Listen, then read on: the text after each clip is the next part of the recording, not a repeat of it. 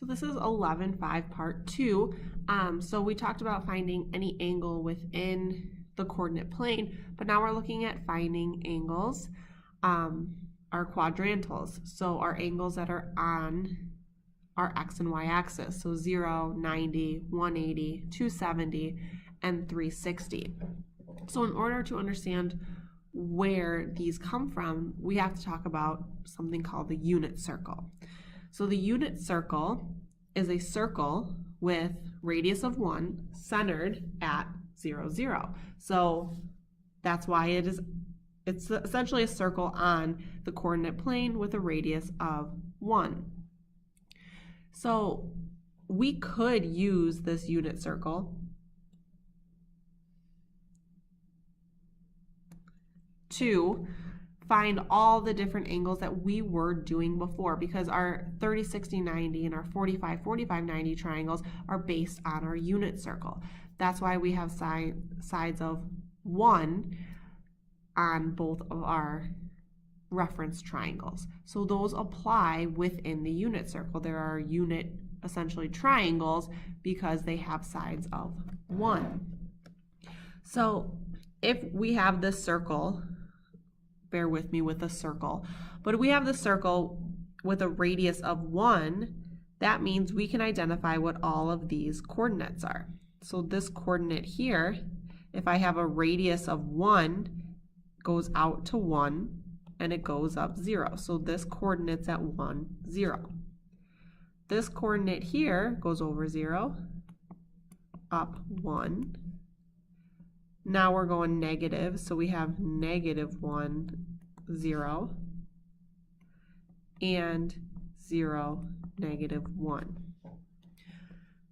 Well, we know that whenever we draw our coordinate plane to find any angle within the coordinate plane, we always label that we have 0 degrees and 360, 90 degrees, 180 degrees, and 270 degrees. So these coordinates go with these angle measures. Well, how do we know what sine, cosine, tangent is? Well, it comes from what each coordinate is. So each coordinate is sine and cosine. So we talked about that a little bit in the video previously. So our coordinate, a coordinate is always x, y. And if we're talking about our trig functions, it's always cosine, sine. So x always goes with cosine, y always goes with sine. So then if we're trying to find tangent, well, it's sine over cosine. So tangent of theta would be y over x. Sine over cosine. So if we were looking at 0 degrees, at 0 degrees, cosine is 1, sine is 0. So we know that here, if we were trying to find, let's say, example 1, oops,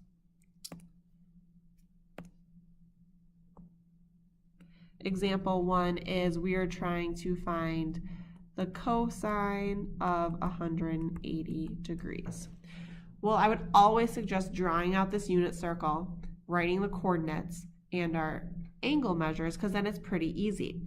Because if we know cosine is x, cosine of 180 degrees, so here's 180 degrees, cosine is your x value, cosine of 180 is -1.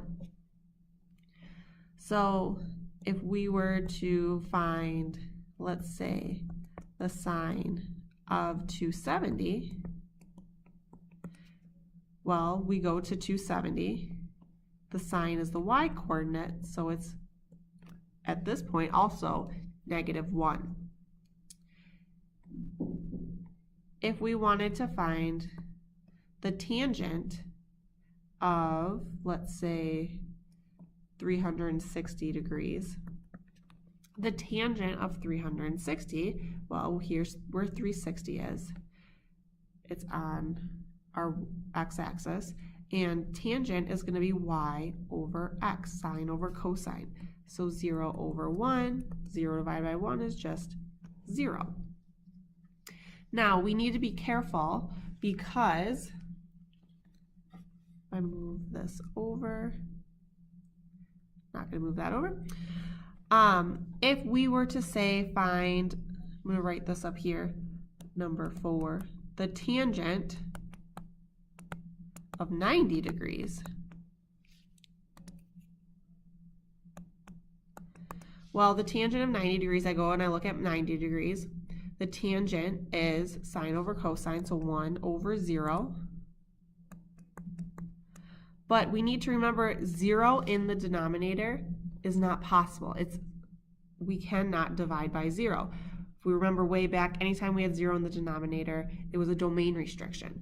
So this is not possible, so it's undefined. So anytime you have 0 in the denominator, your answer is undefined. So when we're talking about our quadrantals, your possible answers are 0, 1, -1, or here we can see undefined.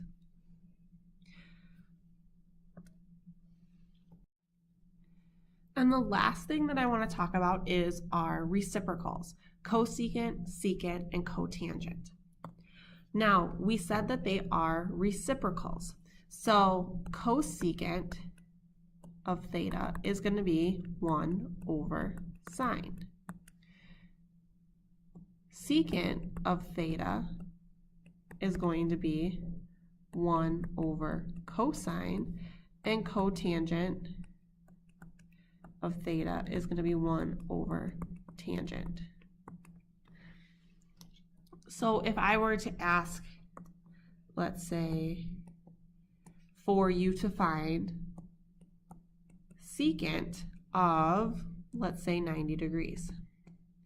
Secant of 90 degrees is going to be 1 over cosine, and we know cosine is x, so it's 1 over 0. So as we just said, this would be undefined.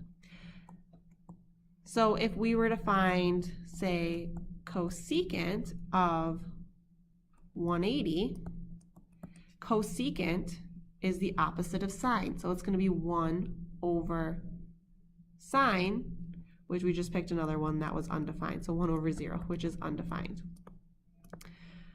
If I were to find, let's say, moving around up here, 7, I were to find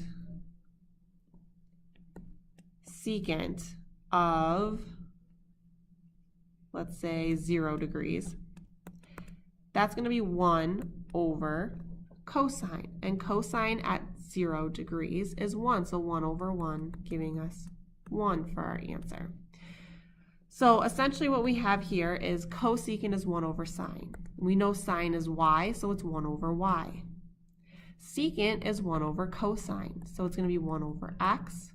And tangent is 1 over tangent, and we know tangent is y over x, so cotangent is going to be the opposite. It's going to be x over y. So these are something that you may want to have written down in your notes that may help you when you are finding these quadrantals.